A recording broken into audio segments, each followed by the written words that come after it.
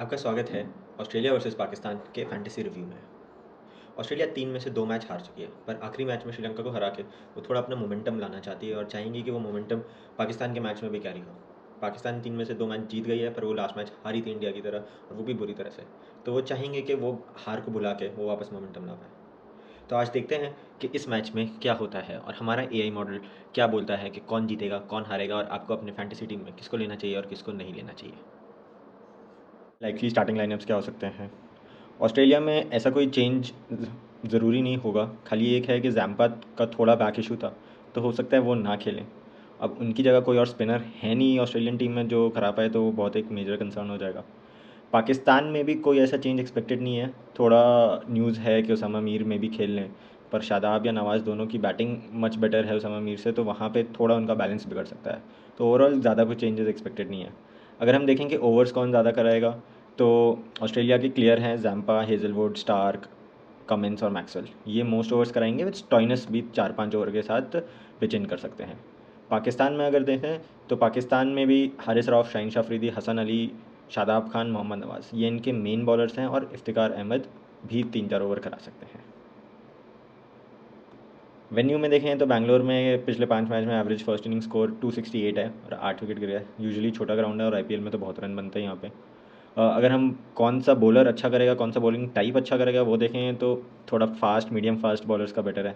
Spinners का यहाँ पे छक्के खाने की पोटेंशियल बहुत ज़्यादा होती है, तो ज़्यादा रन पे भी जाते हैं और विकेट भी कम मिलते हैं, तो थोड़े फास्ट बॉलर्स बेटर परफॉर्म करेंगे यहाँ पे। आते हैं बैट्समैन पे, स्पेशली ऑस्ट्रेलिया के बैट्समैन पे। तो ऑस्ट्रेलिया के बैट्समैन में हम देख सकते हैं कि स्टीव स्मिथ जो इनके सबसे अच्छे बैट्समैन हैं, उसको सबसे कम विकेट चांस दिया है। सबसे कम विकेट चांस का मतलब है कि इनकी आउट होने की प्रोबेबिलिटी सबसे कम है, मतलब ये ज़्यादा टिकेंगे, ज़्यादा फैंटेसी पॉइंट्स दे सकते हैं आपको। इनका मैचअप स्ट्रेंथ भी अच्छा है 50 का। इसके अलावा है ग्लेन मैक्सवेल आपको पता ही है कि बहुत तेज़ खेलते हैं, इसलिए इनका रन चांस बहुत हाई है। रन चांस मतलब कितने स्ट्राइक रेट में खेल सकते हैं, और इनका विकेट चांस भी उसी हिसाब से हाई है। इनका एक हो सकता है कि इनका थोड़ा मैचअप है हारिस रऊफ़ के अगेंस्ट। ये राइट आर्म फास्ट के अगेंस्ट हर 19 बॉल में आउट हो जाते हैं, तो थोड़ा इनके आउट होने की प्रोबेबिलिटी है, पर वही है कि ये इतना तेज़ खेलते हैं कि अगर 19 बॉल में भी काफ़ी आपको पॉइंट्स दे सकते हैं। तीसरा एक प्लेयर देखना चाहेंगे कि मिचेल मार्श बहुत अच्छे फॉर्म में नहीं है। लास्ट मैच में 50 बनाई थी, पर उससे पहले ज़्यादा रन नहीं बनाए थे, पर धुआंधार बैट्समैन है, छक्के बहुत मार सकते हैं। बैंगलोर छोटा ग्राउंड है, तो यहाँ पे ये अच्छा कर सकते हैं। इनकी थोड़ी आउट होने की प्रोबेबिलिटी ज़्यादा है, पर ये भी आपको जब पॉइंट्स देंगे तो बहुत पॉइंट्स दे सकते हैं। अगर हम पाकिस्तान के बैट्समैन देखें तो उनका अव्वल नंबर का बैट्समैन है बाबर आजम की रीसेंट एवरेज, ऑल्दो इन्होंने भी 50 बनाई थी लास्ट में, पर उतनी अच्छी नहीं है क्योंकि उससे पहले बिल्कुल ही रन नहीं बना रहे थे। पर इनकी आप ओवरऑल एवरेज देखिए तो बहुत अच्छी है। प्लस इनका एक मैचअप भी है जैम्पा के अगेंस्ट। अगर जैम्पा खेलेंगे तो जैम्पा मतलब राइट आर्म रिस्ट स्पिन के अगेंस्ट बहुत अच्छा खेलते हैं, हर 100 बॉल में आउट होते हैं, तो बहुत ही कम बार आउट होते हैं। तो इनका अच्छा ये टिक के खेल सकते हैं, स्पेशली मिडिल में, अगर ये स्टार्टिंग के ओवर्स निकाल लें या इनकी बैटिंग ना आए। इसके अलावा इमाम और मोहम्मद रिज़वान दोनों ही बहुत अच्छे बैट्समैन हैं, थोड़ा स्लो खेलते हैं, टिक के खेलते हैं, तो आपको फैंटेसी पॉइंट्स दे सकते हैं।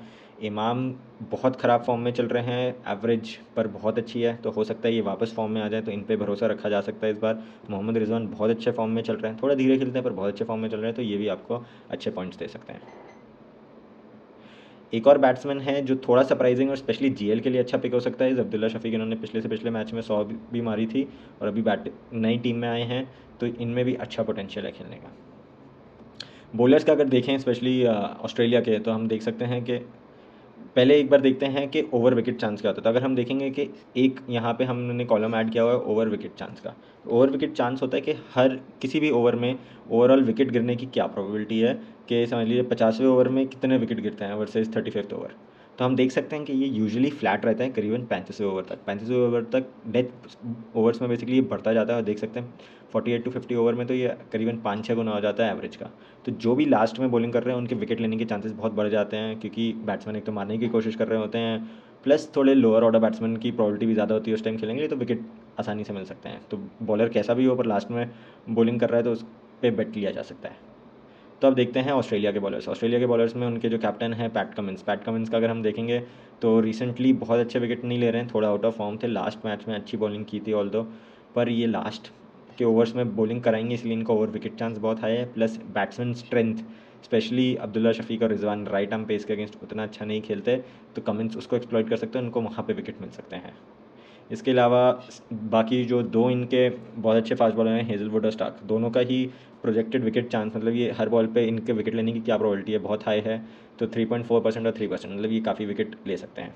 स्पेशली स्टार्क जो लास्ट में बॉलिंग कराएंगे, हेजलवुड भी लास्ट में बॉलिंग कराते हैं। अगर हम पाकिस्तान के बॉलर्स का देखेंगे तो पाकिस्तान का सबसे जो अच्छा स्पिनर है शादाब खान, तो बहुत बिल्कुल ही अच्छे फॉर्म में नहीं है। आप देख सकते हैं 78 का रिसेंट स्ट्राइक रेट है। पर इस मैच में हमारे एआई ने बोला है कि ये अच्छा कर सकते हैं, क्योंकि मेन ऑस्ट्रेलियन लोअर ऑर्डर जो है आपका स्टॉइनिस, इंग्लिश, उसके बाद के वो स्पिनर्स को उतना अच्छा नहीं खेलते हैं।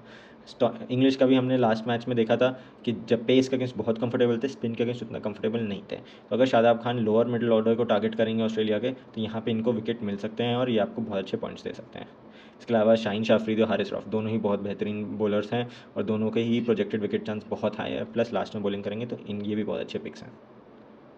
ओवरऑल अब हम प्रोजेक्शंस देखते हैं कि ओवरऑल हमारे एआई ने क्या बोला है कि कौन कितने फैंटेसी पॉइंट्स बनाएगा, कितने बैटिंग पॉइंट्स बनाएगा, कितने बॉलिंग पॉइंट्स बनाएगा। तो हम देख सकते हैं कि मैक्सवेल और शादाब खान को सबसे ज़्यादा पॉइंट्स बने, मेनली बिकॉज ये ऑलराउंडर्स थे। इन्होंने बैटिंग से भी पॉइंट्स लिए हैं, बॉलिंग से भी पॉइंट्स लिए हैं, तो करीबन, और मैक्सवेल को सबसे ज़्यादा पॉइंट्स दिए हैं, तो मैक्सवेल बहुत अच्छे कैप्टन की चॉइस है।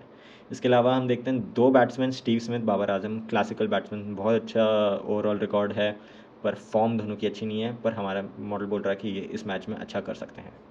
इसके अलावा वार्नर, मार्श दोनों ही ऐसे बैट्समैन हैं जो बहुत मार सकते हैं और छोटे ग्राउंड होने का फ़ायदा उठा सकते हैं, तो इनको भी रखना, स्पेशली जीएल में कैप्टन वाइस कैप्टन बहुत अच्छे चॉइस है।